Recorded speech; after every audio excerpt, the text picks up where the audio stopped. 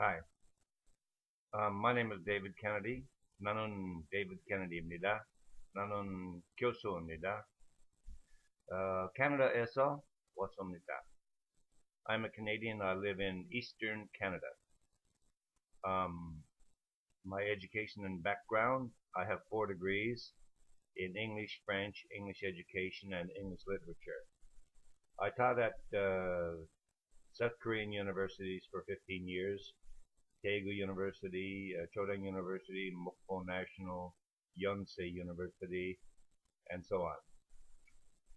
Before that, in Canada, I was a professional TV and radio journalist, and also a professional writer and editor of debates in the Newfoundland legislature.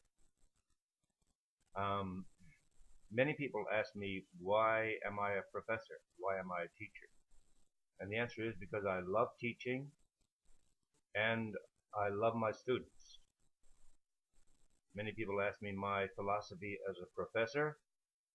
My philosophy as a professor is very simple. My students are number one. My students come before me. I dedicate and commit my life and my energies and my education and my experience to teaching my students. And my ambition is their total success. Um, Other people have asked me what levels of education and English ability have I taught in South Korea. I have taught all levels and all abilities, from people who spoke no Korean at all to highly proficient university students at Daegu University and especially Yonsei.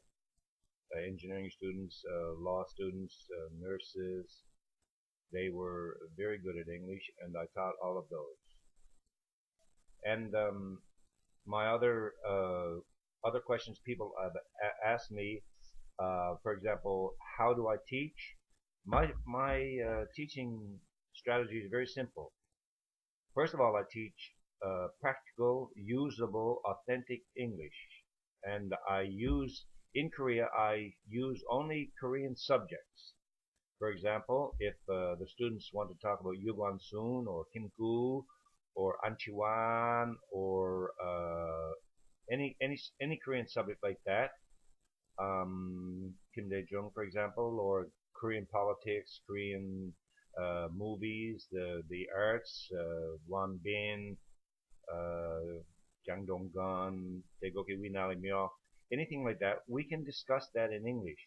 And I like to use Korean topics because my students already know those subjects, so that in my class they're only learning one thing, English. They already know all about the Korean topics we're talking about, so my belief is that if they can talk about Korean subjects in perfect English, they can talk about anything in perfect English. Also, I believe in practice, practice, practice. Yunsup. So I bring in authentic sentences, Korean sentences and subjects and topics, and then we practice today's lesson topics over and over and over until the students have them memorized, and not only memorized, but also they can react to English questions perfectly quickly without having to think about it, and especially without having to translate English into Korean back into English again before they speak. That that, in my opinion, is not a good way to learn how to speak English.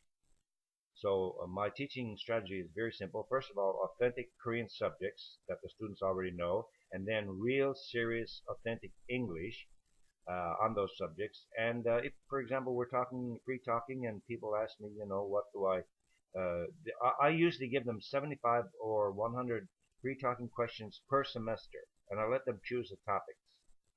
This is in a free advanced free talking class, and they can choose any topic they wish: Korean dating, Korean history, Korean social life, the serious problem the Koreans have these days with credit card debt, anything like that, and they can choose a topic, and then we can discuss it in very good English. My way of correcting students is simply this. If, for example, a student says, I very, very like Anchiwan, that's not good English. So I don't want to say that to my student and make them feel bad in class or discourage them. So I say, oh, Me too. I like Anchiwan very, very much, especially Nega Manil and Isege Chopanana. I love all his songs. So that's how I correct students. And I'm also asked, how do I motivate students to come to my class, to want to come to my class, and to pay attention in class, and to want to learn in my class? And the answer is very simple. I believe success is the best motivator. So when my students leave my classroom after an hour or so, or 2 hours, they are speaking English, and when they go away, they say, wait a minute, I can speak English. I don't have to translate. And week after week after week, they learn more and more English, and we review every week, of course, almost everything we've done in the past week or weeks. And my students suddenly say, wow, I love going to that class because I can learn English, I am learning English, and I will learn English. And they love that. It's the same way when I was studying French or Latin or Russian in Canada. First of all, I thought, gee, it's too difficult. I won't be able to learn it. But after a while, I could speak French, I could speak Russian or anything else I was studying, and I was highly motivated to return to class. So that's basically the most important things I've ever been asked about teaching in Korea, and I basically teach the same way everywhere. I'm a former broadcast journalist, so I can help students with their pronunciation. And also, I'm very interested in Korean history and politics and social life, and I have many Korean friends. I have a Korean driver's license, and I've driven everywhere in Korea. And I'm interested in Korean arts, the movies and music scene. And I play a lot of Korean music, and I can sing in Korean all day long. And I especially like Minjungayo. So, my students know that I'm very interested in Korea. They know I'm very, very interested in them. And they also know that I want them to succeed and that their success will make me very happy.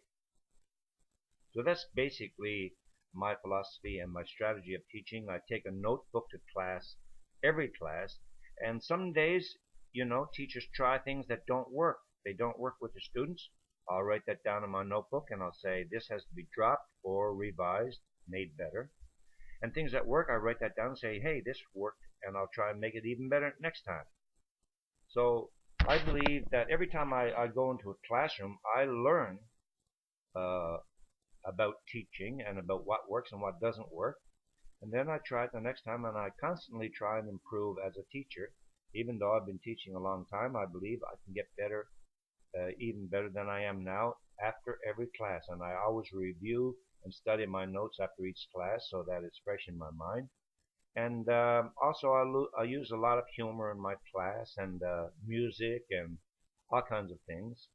And my students really enjoy it. For example, we often sing in rounds. One side of the class sings a line of a song, and the other side of the class cut sing. For example, row, row, row your boat gently down the stream. And then the other side of the class cuts in the middle of that. Merrily, merrily, merrily, merrily, life is but a dream. And after a while, the whole class is singing that in rounds and rounds and rounds, and they love it. And I've taught many Korean teachers how to teach using that kind of strategy and many others. So also, I've written a lot of curriculum, and I use my own curriculum basically. But there are some really good textbooks available in Korea these days. For example, Speaking, Speaking, Speaking is one of my favorite because it uses English sentences over and over and over in each classroom, and it's written by a lawyer. He's a really good friend of mine, Gerald de La Salle. He's at Korea University now, and he wrote this book, and he and I worked together for 2 years at one university, and we became good friends, and we spoke about what would be the perfect textbook, and we both agree that speaking, speaking, speaking is a secret to successful English language learning. So that's basically my philosophy and my strategy and my point of view. As I said before, my students are the most important thing to me, and I'm a teacher, I'm a professor because of them. I serve my students. They do not serve me. Thank you.